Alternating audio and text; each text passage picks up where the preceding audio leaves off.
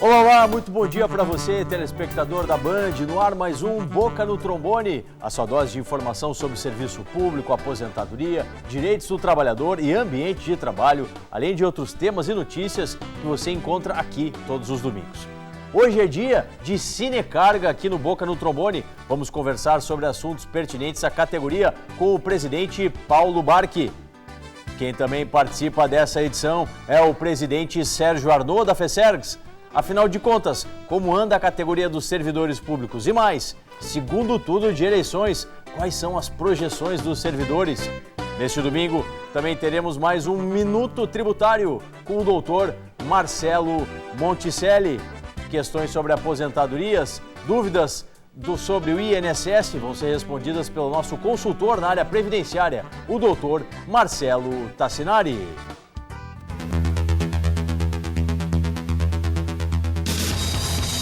O plenário do STF, por unanimidade, deu parcial provimento ao RE 650-851 para determinar a Câmara Municipal de Franco da Rocha, de São Paulo, que examine pedido de aposentadoria de servidor municipal à luz da jurisprudência da Corte, segundo a qual a legislação local mais restritiva não pode afetar os direitos à aposentadoria, tal como previstos pela Constituição Federal. A matéria teve repercussão geral reconhecida. O ministro Luiz Fux entendeu que a lei municipal contraria claramente o disposto na Constituição e citou diversos precedentes nos quais o STF se manifestou no sentido de que a imposição de restrições por legislação local à contagem de tempo de contribuição na administração pública e privada para fins de concessão de aposentadoria viola o artigo 202, parágrafo 2º da Carta Federal. Abre aspas. É inconstitucional o condicionamento a determinado tempo de serviço prestado ao município como condição prevista para a aposentadoria, ressaltou o julgador.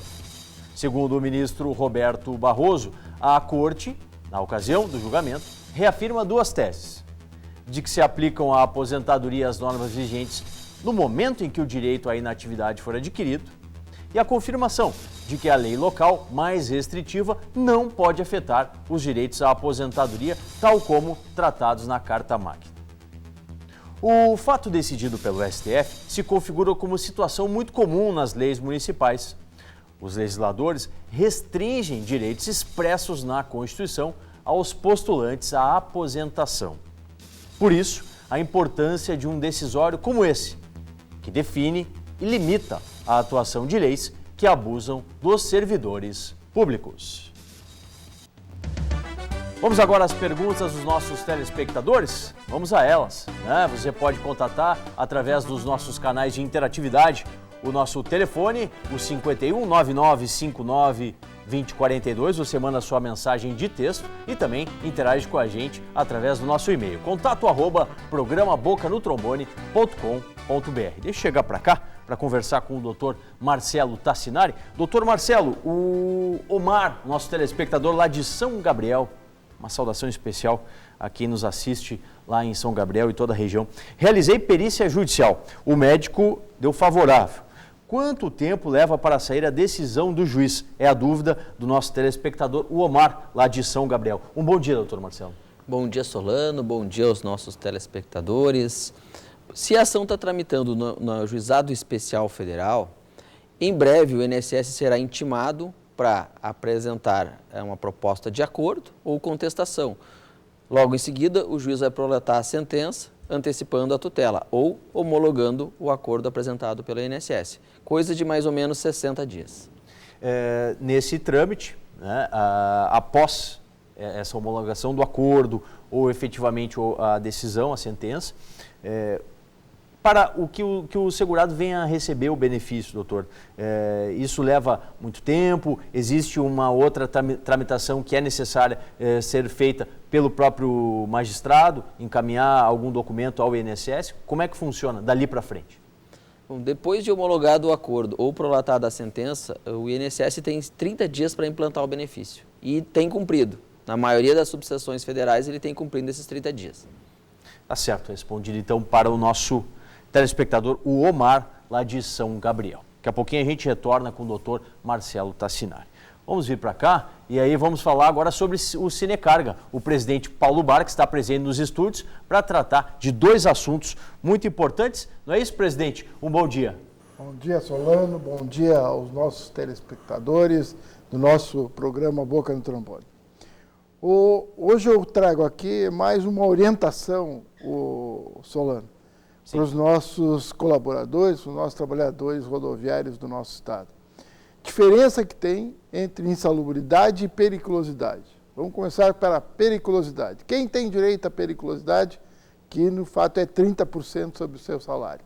Quem transporta ou manuseia cargas como munição, armamento, combustível, produtos explosivos, inflamáveis que trazem risco direto à vida do condutor ou dos seus ajudantes. A insalubridade, ela tem 3 graus de percentual sobre ainda o salário mínimo nacional, mas que só dá direito a quem está no ambiente ou manuseia algum agente insalubre ou químico que traga prejuízo ou doença à sua parte física. Seja, se hoje eu transporto tinta, se eu transporto algum tipo de produto de limpeza que ele está acondicionado, não tenho direito à insalubridade. A não ser que eu manuseie isso aí. Só o fato de transportar não dá o direito à insalubridade. Perfeito. E é muito comum, presidente Paulo Barca, dentro das empresas às quais os caminhoneiros estão ligados, não efetivarem esse pagamento, não procederem de uma forma correta? É procedente. Ainda em pequena escala, mas ainda acontece. Vou dizer até uma outra coisa que acontece que é também consequência disso. Ainda temos transportadoras que misturam produtos químicos ou produtos de limpeza com alimentação. Só para tu ver. Então, a questão é muito complicada ainda. Então, esse é um alerta para os nossos colegas transportadores, tanto motoristas como ajudantes de caminhão, que cheguem no sindicato, que entrem em contato conosco, que nós faremos essa fiscalização junto à empresa. Claro que no sentido educativo, de primeiro a empresa se adequar ao que está na legislação para depois tomar alguma outra providência jurídica. Daqui a pouco a gente volta com o presidente Paulo Barca para tratar mais temas aqui do Cinecarga. Bem, continua desse lado, a gente conta com a presença da FESERGS aqui no programa. Presidente Sérgio Arnaud, muito bom dia. No último domingo tivemos aí o primeiro turno das eleições aqui no estado e também para a presidência da República, cargos ao Senado, à Câmara Federal e também para a Assembleia Legislativa. E causou surpresa em muitos, né, a virada que acabou acontecendo aqui no estado do Rio Grande do Sul com o candidato José Ivo Sartori do PMDB, galgando aí o primeiro cargo, a primeira posição, melhor dizendo, na eleição aqui para o estado.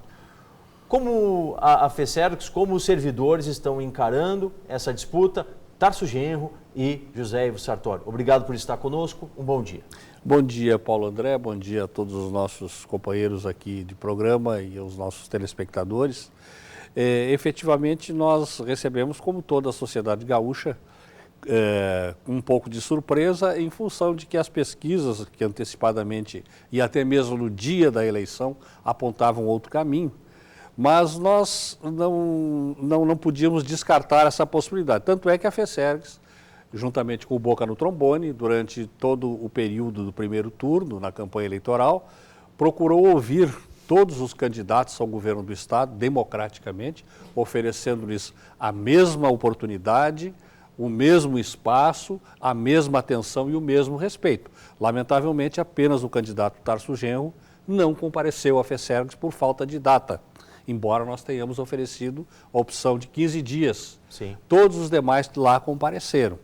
E nós pudemos divulgar através do Boca do Trombone na televisão, na Rádio Bandeirantes e também no nosso site, tanto da FESERGS como no Boca do Trombone. Disponibilizamos democraticamente o mesmo espaço, as mesmas questões para todos os candidatos. Agora resta a expectativa para o segundo turno. A FESERGS já tomou a iniciativa, no início da semana, contatou com a assessoria dos 2 candidatos que passaram ao segundo turno, tanto o Tarso Genro como o José Ivo Sartori, oferecendo igualmente uma nova oportunidade, com o mesmo espaço, democraticamente, com as mesmas questões e com o mesmo respeito que nós dedicamos no primeiro turno. Esperamos que no próximo domingo e no próximo sábado na Rádio Bandeirantes a gente possa levar já a palavra dos dois candidatos ao governo do Estado e aos dois candidatos, tanto na rádio como na televisão, para que os servidores possam avaliar e ter a oportunidade de fazer uma opção consciente sobre o futuro do Rio Grande do Sul. Tá certo. Depois, no outro bloco, mais FESERGS com o presidente Sérgio Arnaud e também falar para você, nosso telespectador, que nós já estamos, através da nossa produção, em contato aos candidatos ao Palácio da Alvorada. A presidência da República, segundo turno, com Dilma Rousseff e Aécio Neves. Também estamos fazendo contato com as assessorias para trazer o que vai ser proposto por esses dois candidatos aí em contato no segundo turno. Deixa eu chegar aqui. Mais perguntas encaminhadas pelos nossos telespectadores. A Neuza Ferreira, ela considera o seguinte: fiz perícia judicial e ganhei por quase 2 meses o benefício. Esperei para o juiz assinar, para o que eu pudesse receber. Meu advogado disse que o juiz não quis assinar. Isso está correto? É a dúvida da nossa telespectadora, doutor Marcelo Tassinari. Neuza Ferreira. Bom, na verdade, não é uma opção do magistrado. Ele deve ter encontrado algum motivo para não conceder o benefício. Pode ter sido reconhecida a incapacidade naquele período, mas pode não ter reconhecido, por exemplo, a qualidade de segurado. Deve ter um motivo jurídico para o indeferimento. Se não tiver um motivo jurídico, o advogado dela deve fazer o recurso para a turma recursal. Mediante esse recurso, é possível modificar uma eventual decisão e, a partir daí, ela receber os valores. Exatamente, vai conseguir lá na turma recursal, com que, reconhecendo o direito dela ao benefício, reconhecendo a qualidade de segurado, que ela receba esses 2 meses de benefício que ela tem direito. Mais uma questão que chega aqui também sobre benefício de incapacidade. É a dúvida aqui do José Renato. Olha, não tenho mais condições de trabalhar, recebo benefício já há 8 anos. Já posso me aposentar? Tenho direito à minha aposentadoria? Eu quero saber o José Renato. Os benefícios por incapacidade, por sua natureza, eles são chamados precários. A pessoa está sempre sujeita a ter que se submeter a uma perícia médica e avaliar a sua condição de saúde. Temos no escritório clientes há 12, 13 anos em benefício de auxílio-doença. Mas se ele se submeter a uma perícia médica e constatar que a incapacidade é total e permanente, o benefício a ser concedido é a aposentadoria por invalidez. Tá certo. Obrigado, doutor Marcelo. Pequena pausa e já voltamos com mais informação para você. Boca no Trombone, ano 25, agora aqui na Band TV.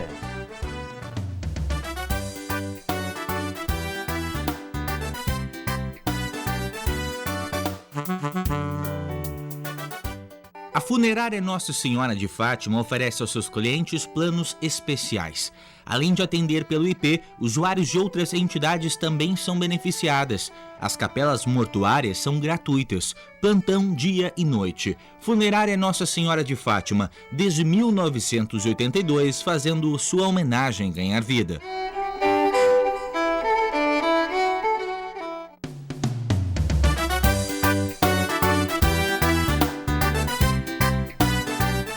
Voltando com mais um bloco aqui do Boca no Trombone, e agora é o momento de notícias.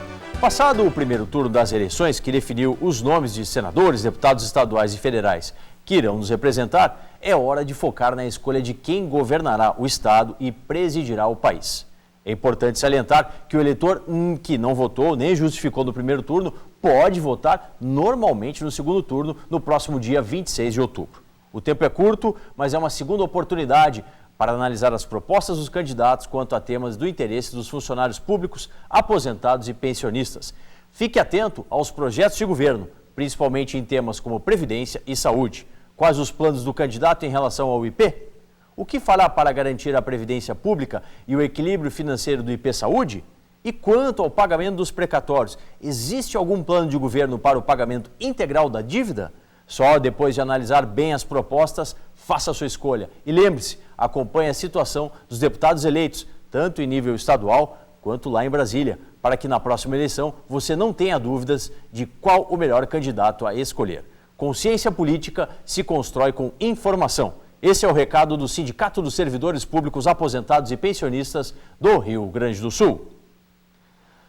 Hoje temos a presença do Dr. Marcelo Monticelli para nos trazer algumas informações muito importantes para você. Vamos conferir?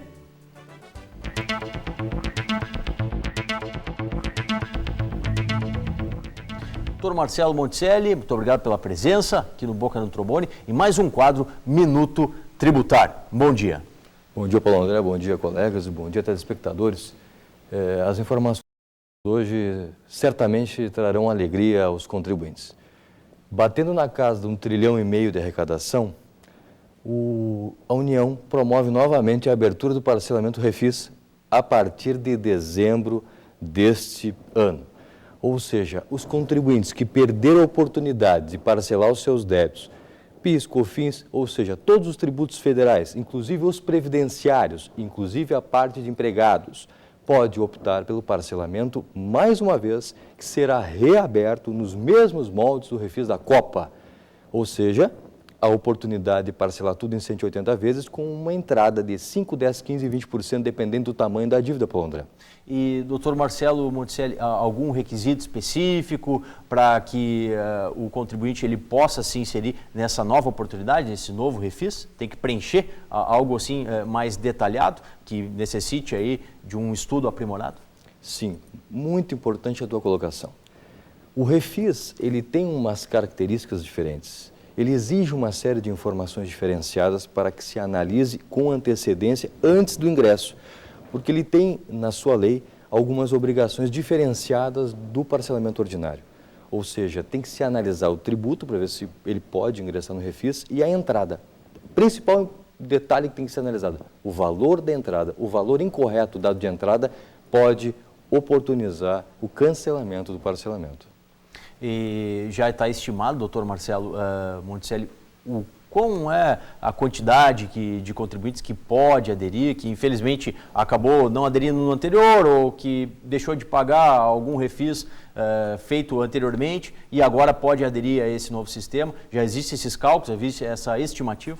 Sim, Paulo André. Se fala em 396 mil empresas que, não sei se o termo correto é deixaram de fazer por optaram não fazer ou deixaram de fazer por desorganização, mas de fato o que se constatou com os profissionais foi que o prazo, o tempo oportunizado foi curto até 25 de agosto. Por isso, a MP 651 prevê essa reabertura e está sendo trabalhado no Congresso dessa forma.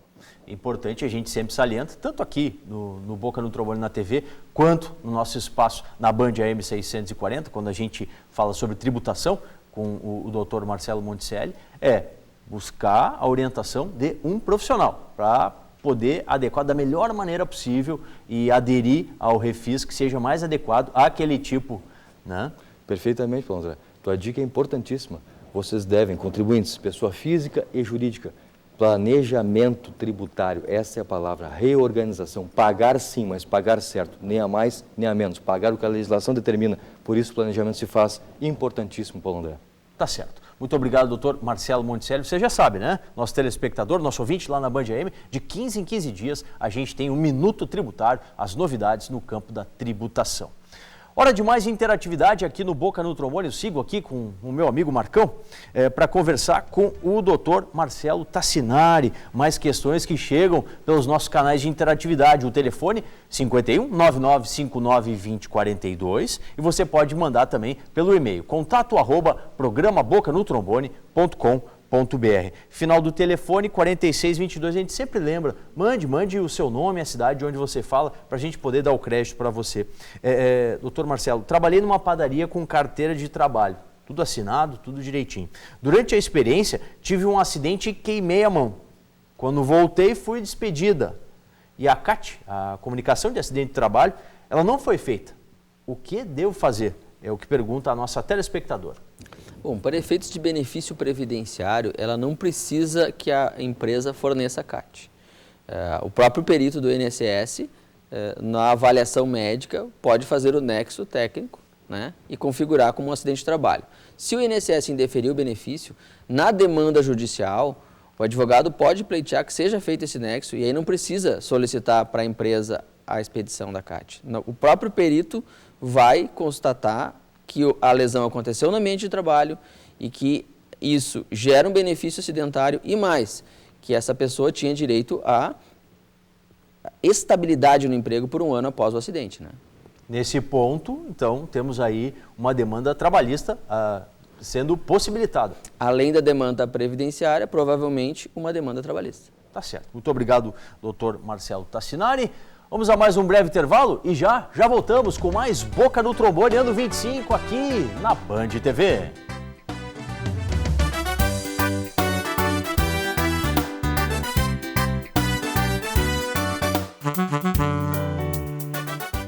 A Funerária Nossa Senhora de Fátima oferece aos seus clientes planos especiais. Além de atender pelo IP, usuários de outras entidades também são beneficiadas. As capelas mortuárias são gratuitas, plantão dia e noite. Funerária Nossa Senhora de Fátima, desde 1982, fazendo sua homenagem ganhar vida.